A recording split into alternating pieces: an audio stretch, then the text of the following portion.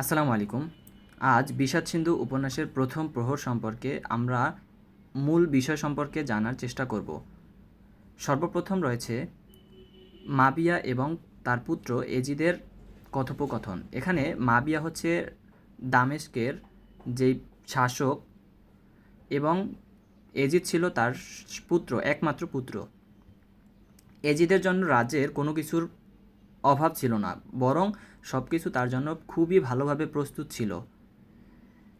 যেরকম ধন সম্পদ, রাজ্য, সৈন্য-সামন্ত এবং ভবিষ্যতের রাজমুকুট পর্যন্ত প্রস্তুত ছিল, কিন্তু এত কিছু থাকার পরেও এজিদ সবসময় দুঃখে ডুবে থাকত।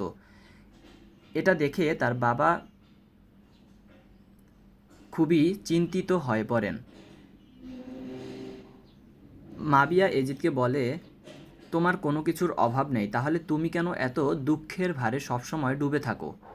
এটা তার বাবা যখন জিজ্ঞাসা করে, সে তার এজিদের মনে এত দুঃখ ছিল যেগুলো হচ্ছে সে সম্পূর্ণ তাদের সাথে প্রকাশ করতে পারতো না। পরবর্তীতে যখন তার বাবা তার মা তাকে অনেক জোরাজুরি করে যাতে তার দুঃখ কষ্ট যেগুলো আছে সেগুলো যাতে তার বাবা মায়ের সাথে শেয়ার করে এবং সব কিছু খুলে বলে কেন তার মনে এত দুঃখ এত কষ্ট। পরবর্তীতে যখন জোরাজুরি করে সব কিছু বলার জন্য, তখন এজিদ তার মনের কষ্ট তাদের সাথে বলে। অনেক অনুরোধ করার পরে এজিদ তার দুঃখের মূল কারণটা বলে। সে বলে, এই যে এত ধন সম্পদ, রাজমুকুট, এরপরে সৈন্য সামন্ত রয়েছে, ধন সম্পদ রয়েছে, এগুলোর কোনো কিছুর প্রতি আমার কোনো ইন্টারেস্ট নাই, এখানে তার কোনো আগ্রহই নেই। তার হৃদয় আসলে একজন নারীর প্রেমে পড়েছে। সে হলো জয়নাব, যিনি আব্দুল জব্বারের স্ত্রী। জয়নাবকে না পেলে সে বাঁচবে না, এমনটা এজিদ বক্তব্য দেন। এখানে তারপরে মাবিয়া এই কথা শুনে, মাবিয়ার যে প্রতিক্রিয়াটা ছিল সেটা হচ্ছে, এই কথা শুনে মাবিয়া খুব রাগান্বিত হয়ে পড়ে। একজন যার হচ্ছে স্বামী আছে, সে যদি এই কথা শুনে তাহলে স্বাভাবিকভাবে এটা একটা রাগান্বিত হওয়ার বিষয়।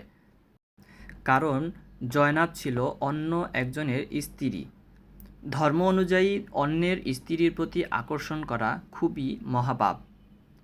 মাবিয়া বলেন, ধর্মের বিরুদ্ধে কোনো কাজ তিনি কখনোই করবেন না। এতে যদি এজিদ মৃত্যুবরণ করে তারপরেও সে অন্যায় কোনো কাজ করবে না এবং অন্যায়ের বিরুদ্ধে গিয়ে তাকে বিবাহ বা অন্য কিছু করবে না। এখানে এজিদের পরবর্তীতে এই কথা শুনে এজিদের মায়ের যে মতামতটা ছিল সেটা হলো, এজিদের মা বলেন, ভালোবাসা মানুষের স্বাভাবিক অনুভূতি।